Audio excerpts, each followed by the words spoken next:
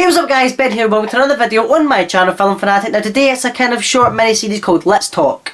So Let's Talk is basically a 3-4 minute video where I just talk about anything within the movie industry really quickly. And I've got 3 points I want to cover today. Spectre, Daniel Craig, and what's next for the franchise. I went to see Spectre the other day and it is fantastic, by the way. If you haven't seen it, I would definitely recommend it. It's exactly what you want a James Bond movie to be, full of action, suave, sophisticated, a little bit of humour as well, but it's just a really good movie.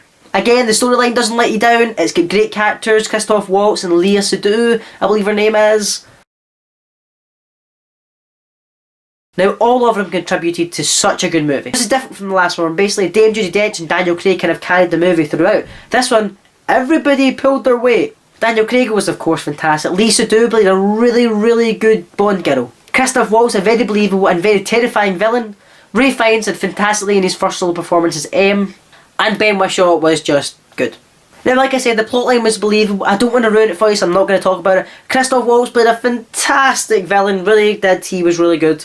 The movie did really well to tie in all the other James Bonds as well. It turned out that all the other Daniel Craig James Bonds were linked to this one, which is very cleverly done. It had references to previous James Bond, you know, the classic martini shaken not stirred, Blofeld. Didn't expect that, did you? And the original Aston Martin, which is still to this day so beautiful. So instead of just doing a kind of review on Spectre as a whole, which so many people have already done, this is why I kind of talk about it a little bit. If you want to see a full-length review, go ahead, let me know, but I think it's kind of past that now and nobody really wants it. But if you do, let me know. Go on to point 2, and that's Daniel Craig. Daniel Craig has done very well as James Bond for the past 4 or 5 years. He has done some fantastic movies. I'm not kidding, Quantum of Solace. Not that I'm saying I don't enjoy him. In fact, in this one, this was probably the best one he's done. But, I mean, in this one, he's looking older than he was. You know, don't get me wrong, physically he can still do it. He was running across... don't get me wrong, physically he can still do it. He was running across rooftops and elbowing Dave Bautista like he does it all day. But he's getting to that point where you need to move on. I think the franchise has kind of realised that. This was his last one, but then they've signed one for one more, which I don't understand. This was meant to be his last one, and the way Spectre ended it as a very good farewell to Daniel Craig. It's like they were saying, thank you Daniel Craig for all your hard work as James Bond, we really appreciate it. Here, have a really awesome send-off as James Bond. Oh no, wait, come back, we need you. And I left the cinema watching Spectre and thought, that was a really good way to kind of say goodbye and thank you to Daniel Craig. But now I'm just like, why would you do that and then bring him back? Daniel Craig, I'd say, do the last James Bond, make this your last one. You know, make sure it's a good send-off for you because you deserve a good send-off. You've been a great James Bond. We're going to what's next for the franchise. James Bond franchise has been about for decades. I think it's something like 26 movies, I want to say.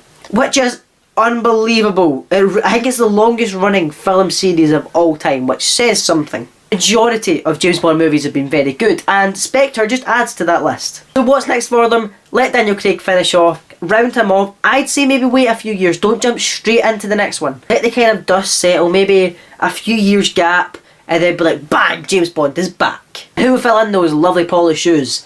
My vote goes to Idris Elba. Sure, you've heard loads about it all the time. There's Idris Elba, Michael Fassbender somewhere in the mix there.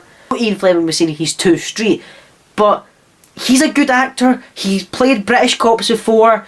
He's a big guy, he's physical, he can look after himself. He is a terrific actor. Let him have a go.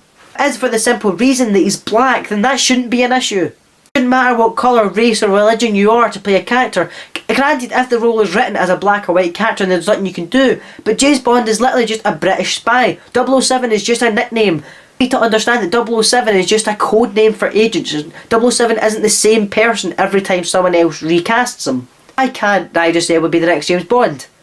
There is no reason he can't. I say go for it. I'd say give it a few years, let the dust settle for Daniel Craig, then let Idris Elba in to kind of take over and do a fantastic job. That's pretty much it from me today, guys. If you did enjoy this kind of short, snappy video, go ahead, let me know in the comment section down below. Go ahead, hit the like button, it really does help my channel out. And don't forget to hit subscribe so you never miss another video from this channel. And I'll see you next time, guys. Take care.